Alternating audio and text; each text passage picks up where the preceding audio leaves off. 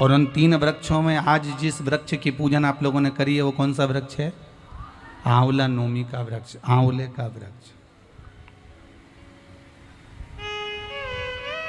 आंवले का वृक्ष। कथा सुनी होगी आप लोगों ने आज आंवले वृक्ष की। पर आंवला नोमी पर एक चीज का स्मरण जरूर रखना कि आंवले के वृक्ष के नीचे भले जाओ, आंवले के वृक्ष की पूजन भले करो, पर शिव महापुराण की कथा कहती है कि आंवला नोमी का दिन हो चाहे कार्तिक महीने का पूरा मास हो, कार्तिक का महीना हो, पर आंवले के वृक्ष की पत्तियों को नहीं तोड़ना चाहिए।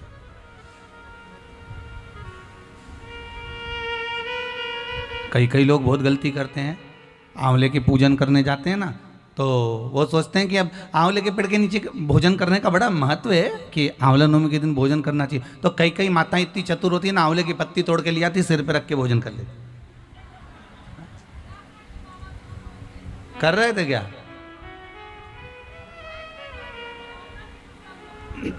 बस तो फिर अब कथा मतलब धीरे धीरे समझ में आ रही हो। श्री शिवाय नमस्ते। मतलब शास्त्र कहता है कि अगर एक पत्ती टूटना, पहले लोग बड़ी गलतियां करते थे। आंवला के पूजन करने गए, आंवले के वृक्ष की पत्ती तोड़ ली, सिर पे रख ली, भोजन कर लिया। कितना दोष है महाराज।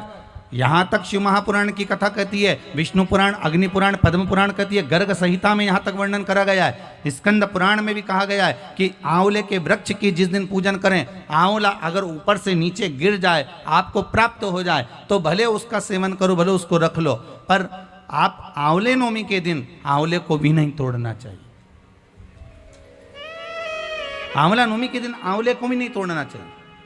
यहां तक शास्त्र वर्णन करता है कि राजा एक वैश्य बड़ा धर्मात्मा था, बड़ा धर्मात्मा।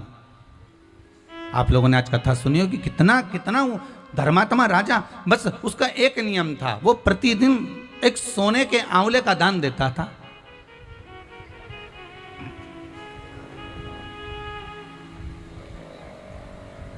प्रतिदिन आंवले का दान करना, और वो भी सोने के आंवले का दान करना।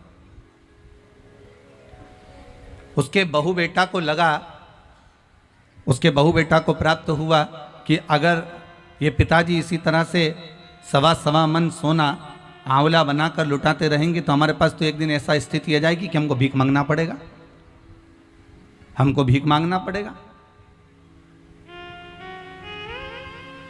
अच्छा, बहू बेटा को यह भान नहीं होता कि जिन माँ बाप ने जोड़ा है, अगर वो लुटा भी दें तो सत्ता तो उन्हीं की है ना, दौलत तो उन्हीं की है, पैसा तो उन्हीं का है। जितना जोड़ा वो माँ बाप ने जोड़ा, अगर वो लुटा भी दें तो ये उनकी मर्जी।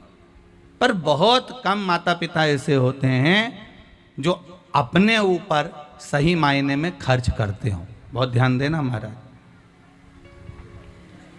जोड़ा जोड़ा जोड़ा जोड़ा, आखिरी में छोड़ा, इतना बड़ा फोटो टंगिया, फोटो नीचे तुम ऊपर, हो गया कल्याण। तो उससे ज्यादा और होगा क्या? क्या मतलब?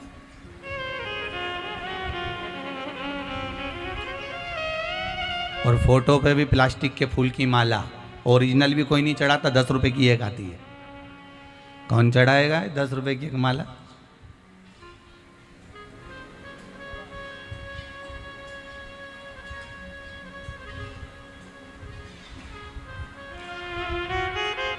₹300-400 महीना का कौन खर्चा करेगा? एक बार में लिया है, गया जी गए तब माँ विष्णु चरण के पास में बहुत दुकान लगी थी। कहा ये माला उतार के देता साहब, तो के 60 रुपए की है, चलेगी, प्लास्टिक की है, हाँ प्लास्टिक की है, बस धो लो, दिवाली पे फिर टांग दो, फिर धो लो, दिवाली पे फिर टांग दो। तुमने कहा पिताजी को यही माला अच्छी रहेगी हो, दादाजी चले गए ना, उनके लिए ये माला जोरदार है, उठाओ, धो, टांग।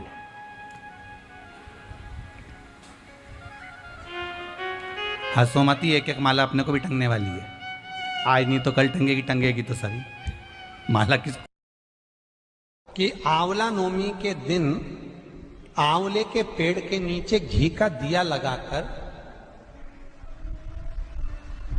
मध्याह्न से पहले, दोपहर के 12 बजे से पहले आंवले के पेड़ के नीचे आंवला नवमी के दिन कार्तिक के महीने में स्कंद पुराण कहती है, जो घी का दिया लगाकर पूजन कर कर अपना पल्लू पसार कर आंवले के वृक्ष की डाली में से उस पे लगी हुई थोड़ी सी छाल को अपनी अंगूठे और चीटी उंगली से अपने पल्लू में गिराकर ले जाकर लाल कपड़े में हल्दी के साथ अपनी तिजोरी में अलमारी में रख लेता है, उसके घर में कभी बरकत की कमी नहीं होती, उसके घर में कभी संपदा की कमी नहीं होती, उसके घर में धन वैभव सत्ता बढ़ती है।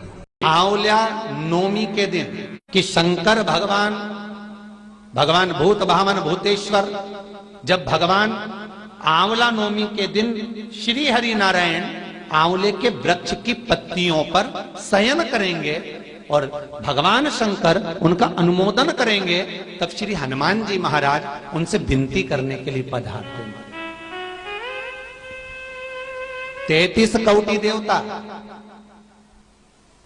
भगवान विष्णु जब शयन से उठते हैं, देवसोनी एकादशी को जब भगवान उठेंगे, नेत्र खोलेंगे, तो प्रथम दर्शन भगवान विष्णु श्रीमद् भागवत कथा, स्कंद पुराण, पद्म पुराण, अग्नि पुराण, जितने भी पुराण उठाना चाहे सारी पुराणों को उठाकर देखना कि प्रथम वर्णन आपको मिलेगा कार्तिक महत्तम का कि भगवान नारायण सर्वप्रथम जब नेन खोलते हैं अपनी देव सोनी एकादशी से सोकर देव उठनी एकादशी पर जब उठते हैं तो भगवान नेत्र खोलकर सबसे पहले किसका दर्शन करते हैं?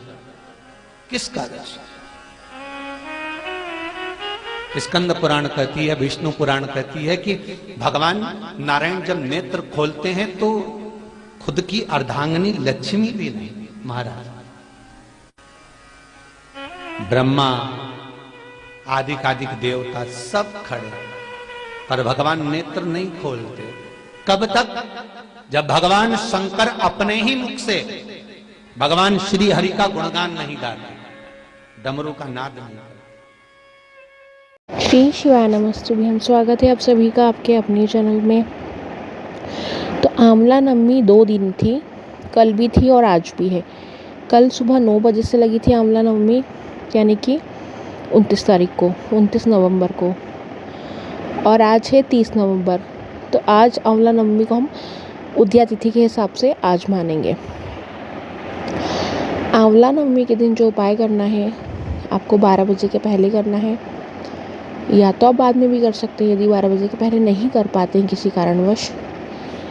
आंवला नवमी वाले दिन आंवले के वृक्ष के पेड़ के नीचे एक घी का दिया प्रज्वलित करें और 1 लोटा जल चढ़ाएं और वहाँ पर जाकर एक सिक्का अर्पित करें और अपनी चीठी उंगली और अंगूठे से अपने पल्लू में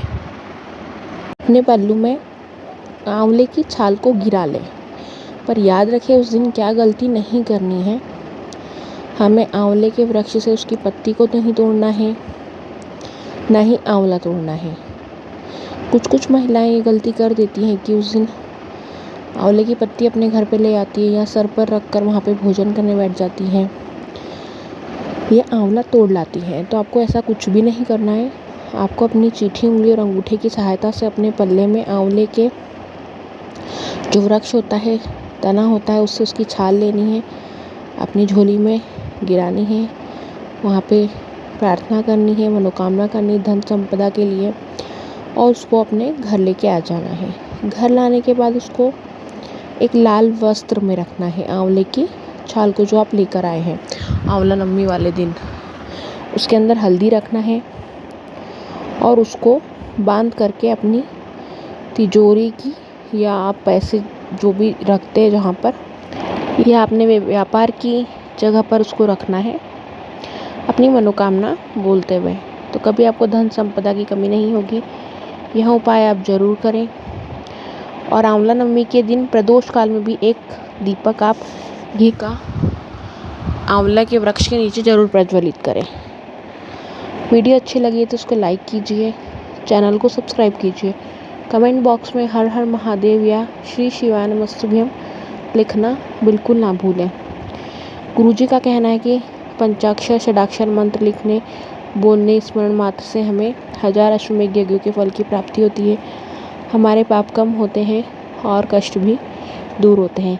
इसी प्रकार मैं देव दीपावली के भी पंचविघ्न के उपाय अपने चैनल पे डाल चुकी हूँ और आगे भी डालूँगी, तो आप वह भी ज़रूर देखें। धन्यवाद।